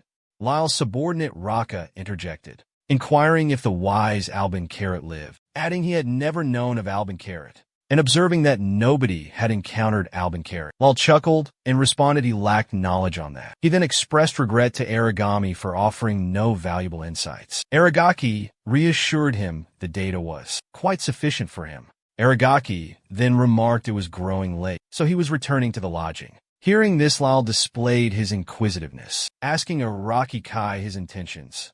After finding a path to another realm, Araki Kai grinned enigmatically. He'd leave it to their conjecture. Perplexed, they observed Aragami Kai depart for the lodge. The setting changed to a week later at the guild hall, where Mia was presenting Aragami Kai his compensation for finishing the task. After accepting the payment and exiting the guild hall, Aragami Kai contemplated on how 7 days had passed since the encounter with Lyle, and his companions throughout that period had accumulated some funds. Abruptly, Lyle and Raka neared Araki Kai and inquired if his assignment was finished, proposing they grab a drink. Araki Kai replied with an unusual, melancholy expression and refused their offer. Observing this, Lyle commented that Araki Kai was dull, and they bid him farewell as they continued down the path. Araki Kai pondered on how he had at last obtained some knowledge about the wise man. He divulged that the sage's moniker was Albanacarat. Roughly 10 years prior, Albanacarat served as the nation's counselor. Now in retirement, Albanacarat reportedly resided near the west border. It's the location where the nation battled the Demon King's forces. Araki Kai then determined no reason to remain in the city existed any further, choosing to visit the so-called sage Albanacarat. The setting changed to the Holy Temple City Alpha, where the hero candidates held a conference with someone. Heinrich, the leader of the Holy Knight Order's 8th Knight Corps, stated it had been a month since assuming responsibility for the hero candidates, filling in for the deceased saintess. So Heinrich inquired with Mito Shuji about any grievances. Mito Shuji answered with a negative, implying all was well, because Heinrich performed admirably. Heinrich voiced his delight at those words, saying the hero hopefuls were invaluable national resources, and he treated them respectfully. Hashimoto Murray expressed gratitude for Heinrich's consideration, but couldn't shake the feeling he was unlike Leonora. Still, she felt something was amiss. Heinrich redirected them to the primary subject, noting that during the prior day's assembly, it was determined to deploy the hero candidates. Midashuji was startled and inquired if his understanding was accurate, that they were being dispatched to the battlefield. Heinrich replied affirmatively, verifying the hero candidates were certainly headed to the front lines. He clarified that clashes persisted on the western border. Heinrich presented a map and detailed their deployment to a stronghold. On the front lines, Midashuji acknowledged his comprehension and prepared to inquire about the agreement. Heinrich interjected, declaring he would honor his word to safeguard those unfit for combat. Mito Shuji expressed gratitude for Heinrich's reassurance. Heinrich then clarified he would delegate some duties in the interim, stressing the necessity for all to contribute to earn their living. Mito Shuji concurred, recognizing the practicality of having tasks. Hashimoto Mary inquired about their departure time. Heinrich replied with urgency, proposing they leave the next morning. He also requested Midashuji to notify everyone and guarantee they were ready for the trip.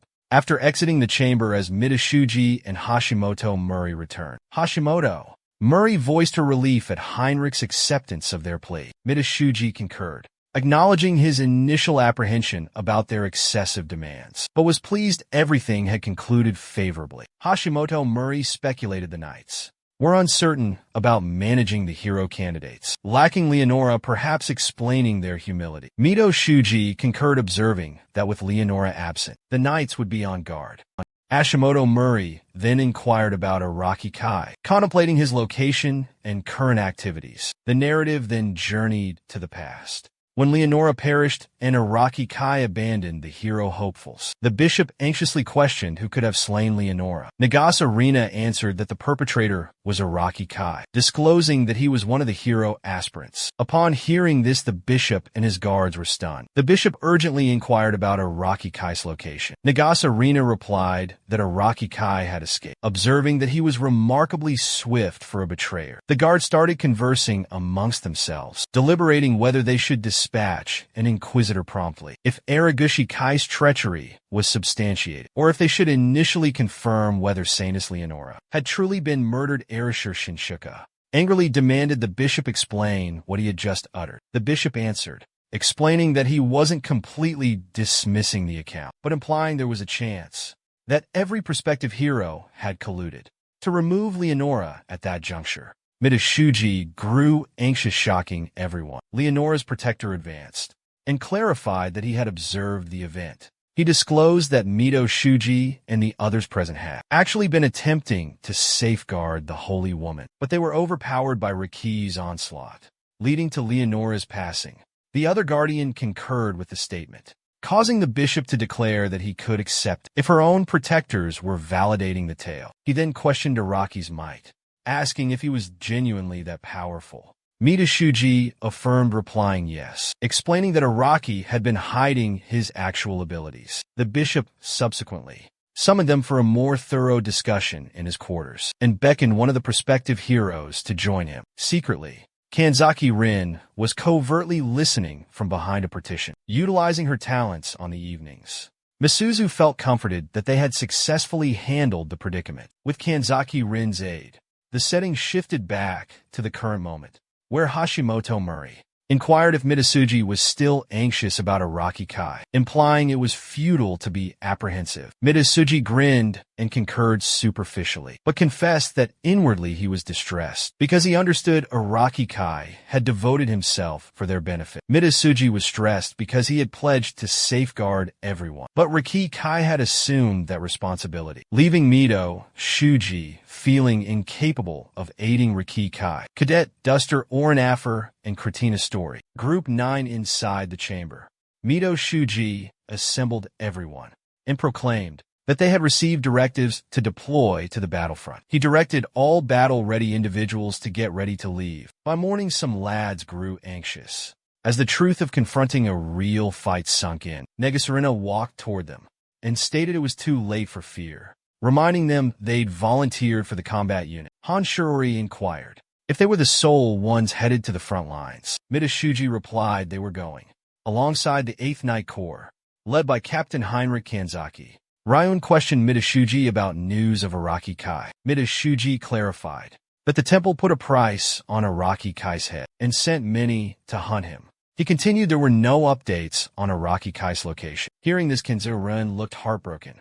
Mitasuji was going to comfort her, but before he could, Nagasarena yelled angrily that she didn't care if Araki Kai was a traitor. She'd incinerate him if she located him. Kanzaki Rin, feeling utterly distraught, questioned why Araki Kai hadn't brought her along. The setting then changed to the rainforest, where all the aspiring heroes and soldiers, alongside the sentinels, were journeying. As they proceeded further, Erishur Shinshu detected something and halted. At that instant, Ano Shiori also exclaimed that she was exhausted and inquired if they could rest. Hashimoto Mahara replies that they recently had a midday break, so it's impossible it appears they will trek until nightfall. Some lads were pondering if anything would occur, since they had been traversing for the past 2 days without any incidents. Orishur Shunshuk requests everyone to pause, and they inquire if something is amiss. Oreshaiskунshuk answers that he can perceive the aura of a mythical creature. From behind the foliage, a soldier emerges and yells at the hero hopefuls, questioning why they halted abruptly. Mitasuji revealed they detected a mythical creature. The soldier nearby yelled he saw nothing and reminded them to heed his commands, as they were powerless without his consent. Arashi Shunshuki became enraged, seized the soldier by the throat, demanding an explanation. The soldier, terrified and stressed, questioned Arashi Shunshuki's actions, Mida Shuji implored Arashi Shunshuk to cease. Arashi Shunshuk angrily roared, questioning obeying a useless soldier. An ambush on Arashi Shunshuk, compelling him to free the soldier and evade. A monstrous bunny with armed paws. The guards, alarmed, declared it a sharp rabbit, calling everyone to combat.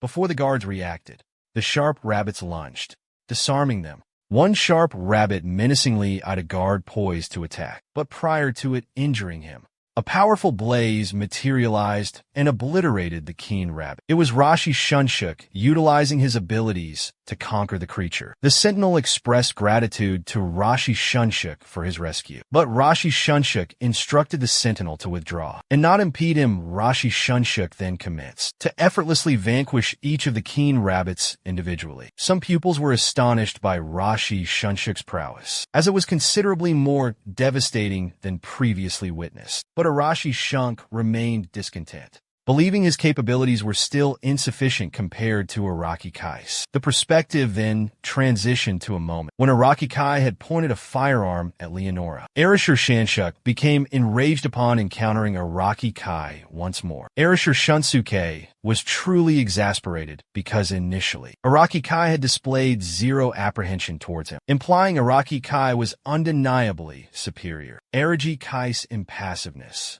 only solidified this conviction for Arashi Shinshu. Arashi Shinshu then divulged that with the detonative force he acquired, he believed he was more powerful.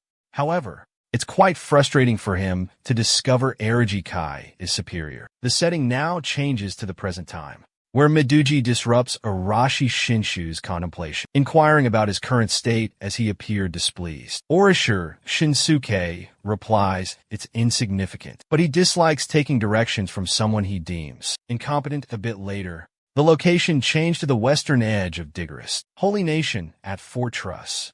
At first, Commander Amelia of the Holy Knights presented herself as the head of the Knight Order, posted their Heinrich questions Amelia regarding the fate of the Sentinel. Commander Amelia answers he perished about a week prior. Hearing this, the aspiring heroes were slightly startled. Amelia then stated she wished to allow them to relax initially, following their extended journey, but she couldn't complete her statement. The Sentinels intervened, yelling the Demon King's forces were launching an assault. Amelia merrily adds that as they all learn, there's no room for pause. She's depending on them. Metasuji concurs and directs each hero hopeful to ready themselves for combat. Irashishi Shinshuk exhibits strong resolve and primed for the coming clash. The Sentinels sounded the alarm, hollering that the demonic horde was nearing.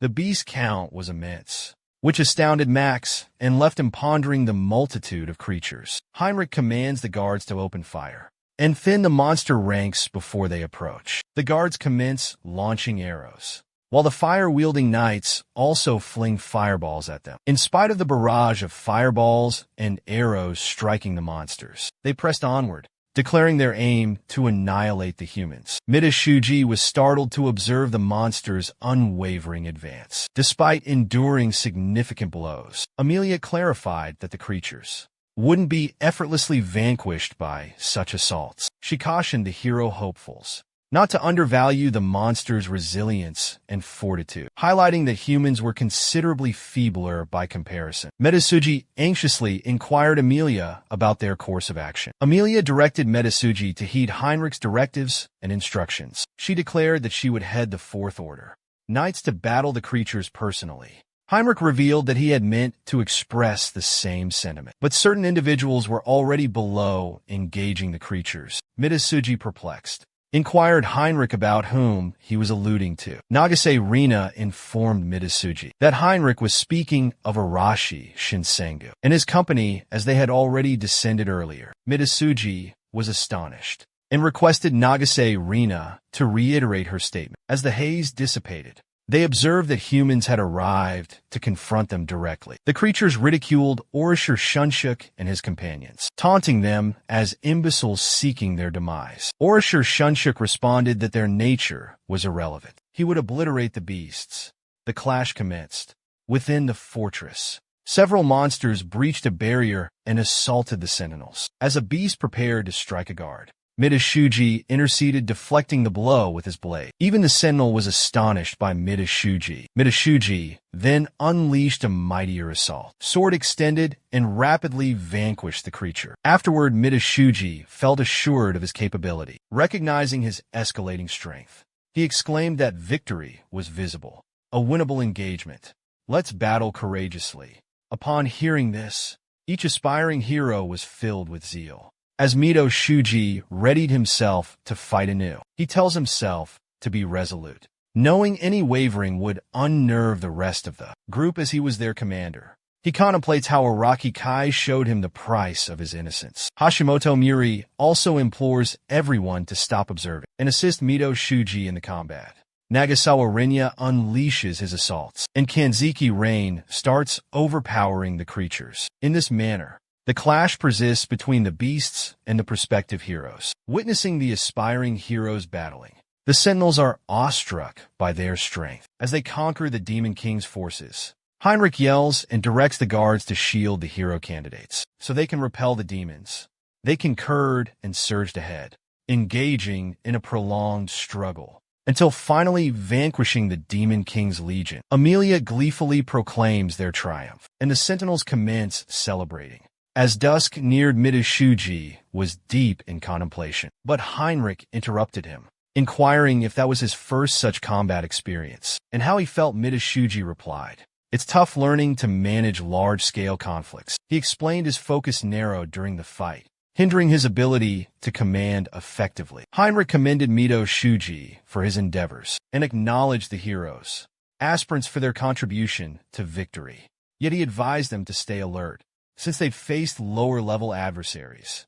In relatively limited quantities, the higher-ranking fiends would present a distinct threat due to their enhanced prowess. Hearing Heinrich's caution, Midashuji grew solemn and promised to heed his words. The scene changed to the demon's lair, where a creature reported the battle to Stone Gaia, a member of the Demon King's 4 celestial kings. The creature expressed remorse for his shortcomings, which infuriated Stone Gaia. The setting changed to the vast Eket Woods, where Araki Kai journeyed. As he approached the forest's edge, he mused that his quest to see the wise man should be concluded. Abruptly, unexpectedly, Araki Kai sensed something approaching. Appendages intended to strike him. He evaded them somehow, observing their remarkable velocity, and pondered the nature of the appendages. As he examined his surroundings, Araki Kai located unfamiliar mystical animals. His system classified them as lingual primates. After assessing their data, Araki Kai deemed them unremarkable beings. The lingual primates assaulted Araki Kai, but he effortlessly parried their attack. However, noticing their rapid approach, Araki Kai quickly demonstrated his nimbleness, leaping from the location to evade their assaults. The lingual primates assailed Araki Kai again with their appendages, but this time Araki Kai rapidly unsheathed his blade and sliced the appendage in two. The lingual primates were astonished by this action, and Araki Kai kept cutting until he detached the entire appendage. The primate tried to strike with its tail, but it was too sluggish for Araki Kai, who evaded it effortlessly and quickly vanquished the beast. Observing this, the other primates became dumbfounded and stressed, uncertain what to do. Araki Kai, now enraged, confronted them, inquiring if they were approaching him, or if he would have to approach them and bring about their ruin. The scene then transitioned to a later time, with the carcasses of the lingual primates strewn on the earth. Araki Kai contemplated that stronger, mystical creatures seemed to be materializing progressively, pondering if his proximity to the Demon King's domain was the cause, or maybe the woods were isolated from towns, where knights and adventurers abounded. As he journeyed further, Araki mused that the deeper he traveled, the higher the chance of encountering formidable magical creatures. Undisturbed by humanity, he felt thankful his assessment ability let him detect some of these monsters. So Araki Kai chose to stay alert going forward. The setting then changed to a later time, where Araki Kai finally arrived at Mount Oregano, a natural protective wall that hindered the Demon King's army's advance. Araki Kai then stated the highest summit is named Reaper Wolf Mountain, and legend has it that Sage Alabama resides atop that peak. He then attempted to recollect, if he recalled accurately, that a tiny hamlet should exist at the base of Reaper Wolf Mountain, Upon arriving at the town, he was astonished to find the whole community ablaze. He pondered if the hamlet had been assaulted by the Dark Lord's forces. As Aragami surmised, the settlement had truly been raided by the evil monarch's legion. Creatures were present in the village. An Araki Kai observed them from a home's rooftop. Concealed Araki Kai considered that the location was meant to be distant from the battlefront, so he decided to be more wary. The beasts inquired of their commander, called Hector, what they should proceed with, proposing that slaughtering the people should be permissible. Hector commands them to halt the killing and recommends enslaving the humans as an alternative. He then inquires if they have obtained any intel on Elba. A brood affirms this, declaring that the wise man dwells atop Grimfong Peak. Learning this, Hector grew irritated their information was accurate, which bothered him immensely. He stressed Albonakaret was their top priority. The wise one, Hector, directed the creatures to rest overnight in the town and then get ready to ascend Reaper Wolf Mountain the following day. An anxious monster expresses apprehension, remarking that Reaper Wolf Mountain is known as the breeding area of the Reaper Wolfen, which are uncontrollable monsters. They think unless they conquer the Reaper Wolfen, they won't reach their goal. The other monster inquires about the basis for the first monster's claim. The initial monster clarifies that domination magic is useless against clever magical creatures. Furthermore, he learned the 4 celestial rulers once subdued a dragon, but subduing the Reaper would be out of the question for them. Wolfen Hector also stated he lacked magical proficiency. Debating absent skills was futile. Their sole recourse was conquering the unruly magical creature. The other beasts concurred with Hector's judgment. Observing this, Araki deduced the group was cohesive. Led by Hector, he pondered if this unity stemmed from the high-ranking demon's influence. When Araki Kai examined Hector's profile, he discovered Hector was among the select few elite demons in the Demon King's Legion. Grasping this, Araki Kai realized confronting Hector would be formidable. Head-on abruptly, Hector sensed surveillance. He dispatched the monster to probe. Detecting a presence, Kai admired Hector's acute perception. The beast hunted for Araki Kai, but he felt at ease due to his adeptness in concealment and stealth. Abruptly, Araki Kai observed some people had been seized by the creatures. They were all bound with cord. Despite witnessing the captive townsfolk, Araki Kai opted not to interfere, as his primary goal, like the fiends, was to locate and encounter the sage Albonakaret. He knew he had to ascend the peak before the Demon King's forces. The setting shifted to the highest summit of Oregon Mountain, a perilous zone also called Reaper Wolf Mountain. Agari had somehow reached this location. When he examined the map, it indicated no established route, so he chose to pursue the tracks used by wild animals. He also perceived that his sight was hazy, and the terrain felt precarious. Despite being hastened, he opted to advance cautiously. As Agari progressed further, he detected someone's proximity and considered it might be the legendary Wolfen of Reaper Wolf Mountain. Listening intently, he distinguished not one, but 2, 3 separate noises progressively louder. Agari understood, though concealed. Their power was immense. Unexpectedly, abruptly, Agari was encircled, completely encompassed. They prepared to strike. He swiftly leaped onto a close tree. Agari was astonished to learn the cause. Numerous individuals vanished on the peak. He utilized his assessment ability to gauge the wolves' condition. Their state was unremarkable ordinary. Their primary asset was teamwork collaboration. As Agari evaluated their status, a wolf lunged at the tree, splitting it. Agari had to respond rapidly. He seized a leaf, empowered it, then assaulted the wolf. In moments, the creature perished bisected. Additional creatures attacked Agari.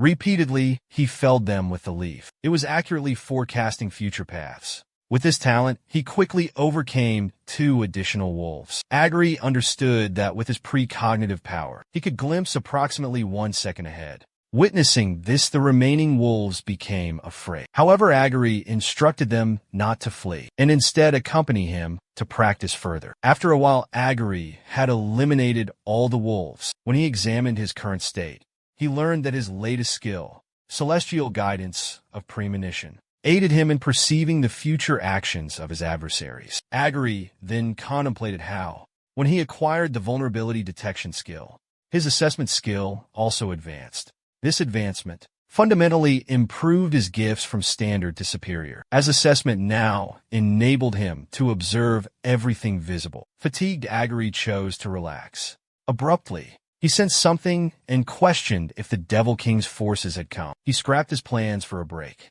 and rushed toward the origin of the feeling.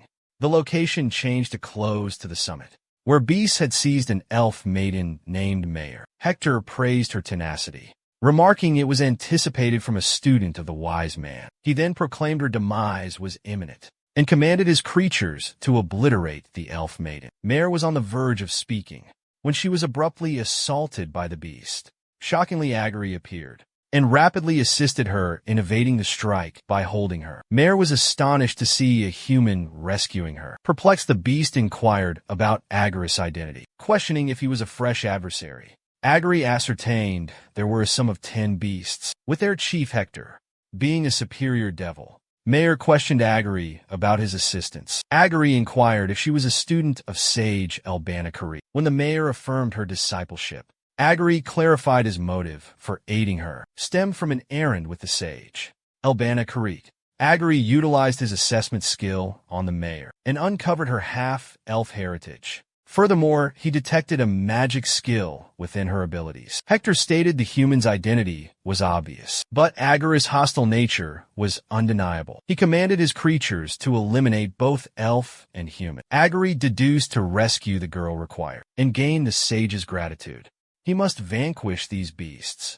The creatures then assaulted Aguri. Aided by his precognitive power, he endeavored to anticipate their subsequent actions. His foresight proved invaluable, as Aguri could foresee the creatures' impending movements, enabling him to effectively counter their assaults. The creatures were startled, and with rapid speed, Aguri quickly eliminated them all with his blade. The other beasts were astonished by the spectacle. Aguri contemplated that as long as his premonition was engaged in close combat, he was unbeatable. However, his primary worry was the skill's duration and how much time remained. Elsewhere, Hector commanded his monsters to avoid rash attacks, but to utilize magic against the human. The monsters complied and launched magic projectiles at Aguri. Observing the magic missiles, Aguri grew anxious, recognizing the threat. Much to his comfort, Mayor employed a sylph enchantment, the wind entity, and deflected all projectiles. Aguri inquired with astonishment if it was magic, understanding the potency from harnessing spiritual force, an ability exclusive to elves. Mayor affirmed it and expressed gratitude to Aguri, stating that thanks to him, the Phantom found some peace. Annoyed, Hector proclaimed they wouldn't succeed this way and chose to enter the battle. Aguri turned serious and inquired of the mayor, calling her an elf, to keep the other creatures from interfering. While he handled their chief, the mayor replied she had it covered and asked Aguri to stop calling her elf because her name was Mayor.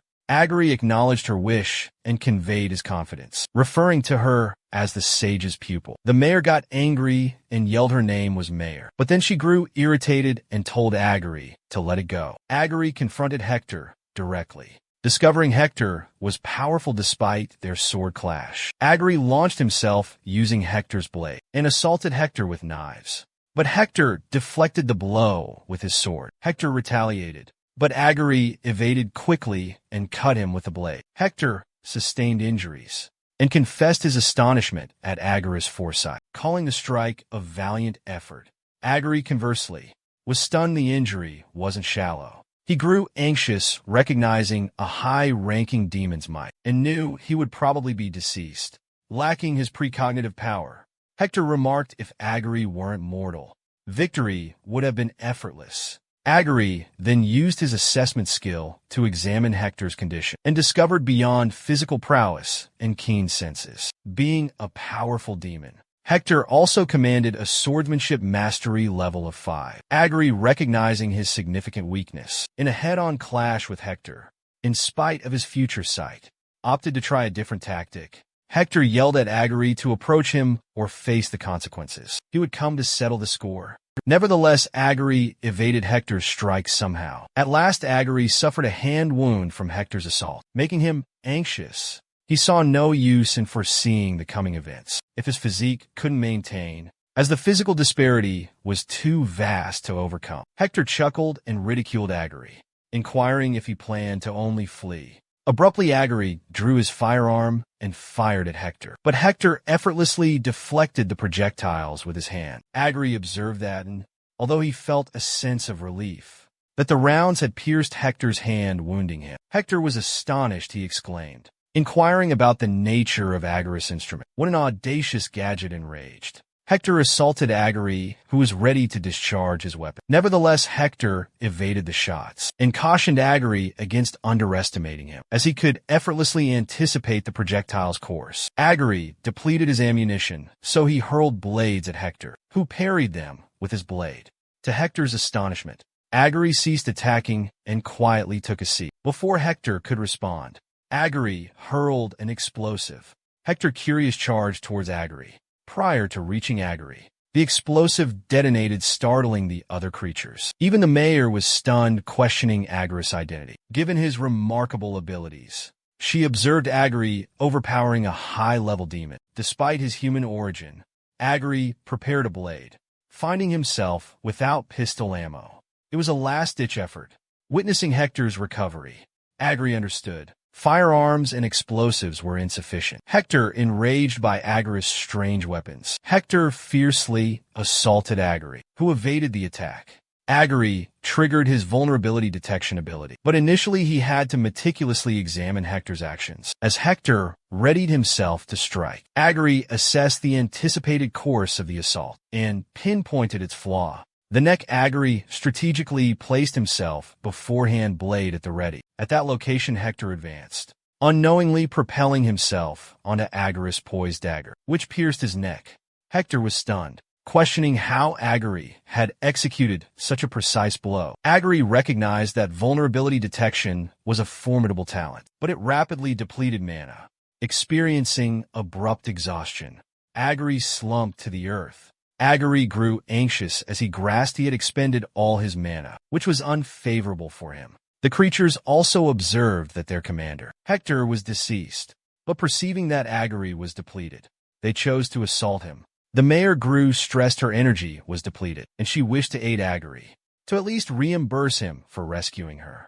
As the beasts lunged toward Agri, abruptly, someone launched a fire incantation, engulfing the whole horde of beasts in flames, obliterating them. Agri observed the flames' intensity was vastly superior to Nagase Reyna's. A voice suddenly emerged beside the mayor, expressing regrets for tardiness. The mayor was delighted to greet her as teacher. Upon hearing this, Agri recognized her as the wise Albana Carrot, whom he had been pursuing. Albana Carrot expressed gratitude to Agri, acknowledging his apparent attempts to assist her pupil. Given the circumstances, Agri responded it was merely happenstance, and inquired if she was the renowned sage Albana Carrot. Albana Carrot affirmed with a yes, adding that compared to previously, she was now simply elderly and feeble. Agri attempted to utilize his assessment ability, but his mana remained insufficient. Agri understood the sage Albana Carrot possessed immense power, and he could never triumph over her. So he figured there was no use concealing anything. He had to be truthful with her. Albana Carrot inquired if Agri had any matters to discuss, and he replied affirmatively. Albana Carrot stated that nobody would approach her without an objective, and she expressed gratitude for rescuing her pupil. She vowed to try her utmost to address his inquiries. Mayor then suggested to Albana Carrot that they return home, as the vicinity smelled strongly of blood and wolves might soon appear. Albana Carrot concurred with Mayor and invited Agri to accompany them, adding that he also required some repose. Agri consented, and as they journeyed together, he reflected that thus far the circumstances were advantageous, and aiding her student was beneficial. The scene transitioned to a later moment, when Agri and his companions reached Albana Carrot's residence. Upon entering, Mayor announced her intention to bathe. Agri inquired of Albana Carrot why she resided in such a secluded location. Albana Carrot replied she had numerous reasons, but primarily to reconnect with nature. Even in her retirement, many sought to exploit her. Agri said he understood her home's inaccessibility. Albana Carrot said occasionally, adept individuals like him visited her, and she wasn't unkind, she wouldn't turn away seekers. Agri informed her directly he was a hero candidate, tasked with vanquishing the Demon King. Albana Carrot replied, saying they were the third generation of hero candidates. She added she had heard tales, but never anticipated their summoning. Hearing about the third generation, Agri was shocked, then remembered Leonora's words, suggesting previous hero candidates had been summoned. Albanicarat said they had also summoned hero candidates, approximately 4 years prior their second invocation. The initial summoning happened a decade earlier. She revealed both groups of prospective heroes went to subdue the Dark Lord and were obliterated in the undertaking. Since then, the summoning rite was discontinued and forbidden forevermore. Yet Saint Leonora intended to violate the prohibition and invoke the third cohort. Albanicarat added that she challenged the notion because she deemed it foolhardy to entrust a nation's destiny to an outsider, divine will or not. Agri serenely stated he had handled Leonora, so they couldn't conduct another ceremony to summon individuals from a different realm. Hearing this, Albanicarat expressed disbelief because she considered it improbable he could overcome Leonora. Agri grinned and answered there's multiple methods to conquer someone, despite a vast difference in skill and strength. Listening to this assuredly, Albanicarat chuckled and replied it appeared accurate, but it was still humorous for Leonora to be bested by her own subordinate. Albanicarat inquired if she ought to remark that Leonora had gotten what she gave. She added that she grasped Agri's yearning now, as it was instinctive to desire to go back home. She then stated she disliked excessive chatter, so she'd get right to the core.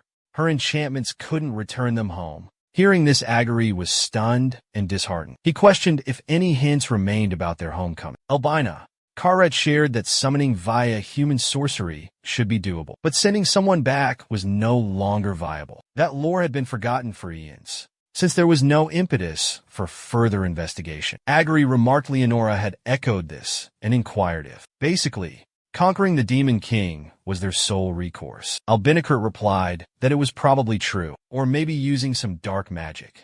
It could be partly possible. Hearing about dark magic, Agri said he figured he had to look into that next. Albanicarat said sorry for not being of more help and thanked him for rescuing her student. She vowed if she discovered anything helpful, she would tell him. Agri thanked Albanicarat for her kindness. Albanicarat smiled back and hinted he might be able to beat the Demon King. Agri said he didn't want to take on such a hassle, but if there was no other way, he would have to take down the Demon King. Noticing the fury and bloodlust on Agri's face, Albanicarat grew anxious and sensed Agri felt different from the other hero hopefuls she had met. It seemed like he was raised in a bleak and frigid place. Finally, Agri thanked Albanicarat for her assistance and requested she reach out to Siren at the Adventurers Guild if she discovered anything worthwhile. Albanicarat then chose to entrust Mayor to Agri. Just as Mayor exited the washroom after her bath, she proposed to Agri that he should also bathe, considering he must have become soiled after scaling the mountain and the fight. Agri concurred with Mayor, saying he believed she was correct and opted to bathe. Albanicarat interjected and informed Agri she had a recommendation. Agri inquired what it was. Albanicarat then questioned Agri why he didn't bring her pupil on his trip. Mayor was astonished and asked if by pupil Albanicarat meant her. The scene then transitioned to Valder, Demonic Kingdom's eastern territory, the foremost battleground with the Holy Kingdom of Dagaris, where Agri and Mayor were traveling towards a location. It appeared Agri had to accompany Mayor on his journey. Agri commended the weather and remarked that he had heard the demonic realm had brutal weather. The elder answered their current location was once Holy Kingdom land, until recently, and the fierce climate should worsen. Further into the Valdora Kingdom, Agri grasped the Demon King's forces had overrun the area. The elder added, near the western side of the Urugano Mountains lay a large town named Nutrat, and settlements should be nearby. She continued that presently the Demon King's legion had seized the city, making it the battlefront. Their objective, she reckoned, it was a 2-day trek. Agri cautiously inquired about the fate of the villagers. The elders somberly replied half were slain. The other half fell into demonic servitude to endure compulsory work. Some folks reached the mountain's far side. After listening to Mara's story, Agri acknowledged Mara's insight with a nod. Her presence on the trip felt providential. The scene transitioned to the past. Albanicarat inquired about including Mayor in his expedition. Agri's initial refusal shocked Mayor. She urged him to reconsider. Albanicarat chuckled at Agri's words, cautioning him against such speech. She observed, As a newcomer to this realm, Mare possessed considerable value. Thanks to her inherited wisdom, Aniclimax added, she had sought a chance to dispatch Mare on an adventure, but worried about her beloved pupil's solo journey. Aguri appeared perplexed upon hearing this, and inquired why Aniclimax still entrusted Mare to him, as Aniclimax could have eliminated Mare herself. Aniclimax explained she lacked the capacity for further expeditions, despite her youthful and vigorous appearance. Her time and powers were finite from a human standpoint. Then an individual materialized, saving her disciple's life. Mare conveyed her gratitude, but required a moment to reflect. Before Mare completed her statement, Aguri interjected, revealing his intent to penetrate the demon's domain, cautioning it would be a perilous undertaking. He stressed if Mare hindered him, he would abandon her. Aniclimax approached Mare, reminding her ultimately the choice was hers as it concerned her existence. Mare pondered the words her life and declared understanding, proclaiming her readiness to accompany Aguri. The view shifts back to the present, where Aguri nervously remarked that Mare appeared fatigued. He reminded her they had a whole day of trekking ahead. In case she had forgotten, Mare asked him to not anticipate much from a mage's physique, as she had been conditioning herself constantly, in spite of her enchantment concentration. So Aguri proposed they stop and relax. Hearing this, Mare was astonished, and inquired if he hadn't vowed to abandon her if she hindered him. Aguri asked Mare what absurdity she was uttering, assuring her he wouldn't desert her for such a motive. He then told her to quickly prepare the campsite. Mare was amazed by his answer, and answered that she grasped it and would erect it shortly. The scene transitioned to nighttime, with Aguri and Mare seated near the campfire. Mare was dining, and Aguri was gazing at her uncertainly. He then stated that she likely already comprehended the trip would soon turn perilous, and he wouldn't waver even if the path became treacherous, because he was resolute to go back to his homeland. However, he recognized that Mare might lack a compelling motive to accompany him. So far, Aguri then inquired if he was accurate, in presuming that Aniclimax wasn't deceitful, and that Mare had her personal grounds for joining him. Mare replied that she couldn't articulate it clearly, but she had endured bereavement. Her former residence, the Elven settlement, had been annihilated by the Demon King's forces. Upon learning this, Aguri questioned if the conflict was meant to be between humans and creatures. Mare answered that such classifications were insignificant, as the demons conquered all peoples. She conveyed that her father, mother, and even her younger sibling had perished. She lived because her father offered himself as a lure to divert the monster's focus. She also recalled that back then, she was powerless to assist, and after the Dark Lord's forces departed the town, she was abandoned. That's when Aniclimax discovered and rescued her, becoming her guide and teacher. Aguri said he wasn't concerned with her history. He simply wanted to know her objective. Mare replied that he should have inferred it from her account. The reason she became Aniclimax's pupil and a magic user was to acquire the strength to vanquish beasts. Mare's eyes blazed with rage and retribution, as she proclaimed that all she had acquired from her instructor throughout the last decade, including her preparation, was solely for vengeance. She pledged to personally eliminate the man who had slain her kin by her own hand. Aguri was astonished and inquired about the demon's identity. Mare answered that it was among the 4 celestial rulers. Wimbird, known as the celestial ruler of the wind, a top-ranking official in the demon lord's forces. Aguri inquired why the mayor had allied with him. To gain proximity to Wimbird, he added that currently he lacked personal motives to combat the demons. Mare stated that she couldn't comprehend why Aniclimax had granted her consent. After conversing with Aguri about their superiors, she confessed ignorance of Aniclimax's intentions. Therefore, she would heed Aguri's directives temporarily. Aguri replied that he grasped her predicament. He remembered Aniclimax requesting him to oversee Mare, certain of his ability to manage her. Aguri then realized why Aniclimax had forbidden his pupil from traveling solo. Mare could have recklessly endangered herself seeking vengeance. Mare expressed regret to Aguri for raising a somber subject and assured him to be at ease, since she didn't want to include him in her vengeance quest. Aguri knew Mare was set on pursuing her retribution. By herself, he told Mare to stop talking and sleep, because they had a journey the following day. Mare concurred and said she'd summoned spirits to guard. They'd warn them if any creatures came near. While Mare slept soundly, Aguri contemplated the demon kings for celestial rulers. He watched Mayor sleeping deeply, then quietly left the tent. He remembered his former foe was a high-level fiend, and now he dealt with another one mightier, knowing they had to grow more powerful before encountering such formidable adversaries. Aguri swiftly chose to dismiss those ideas momentarily. He realized fretting over it wasn't helpful presently. The view changed near the Holy Kingdom's western fortress edge, where the top brass declared that currently, with the hero hopefuls, it's the opportune time to attack. The others concurred and inquired about the starting point for their assault. Amelia proposed that targeting Fort Alls would be advantageous. It was formerly their stronghold, presenting an opportunity for recapture, as it's currently their foremost defensive position. If we breach their defenses, the adversaries will undoubtedly withdraw. Heinrich declared it a foolhardy strategy, observing that they had maintained a defensive posture thus far. Why the abrupt shift to an offensive approach? The senior officers questioned Heinrich. What if those heroic aspirants were under his command? Amelia acknowledged the validity of Heinrich's argument, but the foe might presently underestimate their capabilities, making a surprise attack unexpected. She inquired about the discovery of Midashuji's remains. Midashuji confirmed affirmatively, adding that he was prepared to engage in combat. He would brandish his blade thereafter. Heinrich, Mirashuji, and Hashimoto Murray departed. Heinrich announced the plan would commence the following day, remarking on Amelia's unusual display of aggression. Hashimoto Murray inquired if Heinrich expected the strategy to proceed flawlessly, observing that everyone present displayed considerable assurance. Midashuji replied that if action was inevitable, taking the initiative was advantageous, while the adversaries were still reorganizing their troops. Thus he deemed it a sound decision.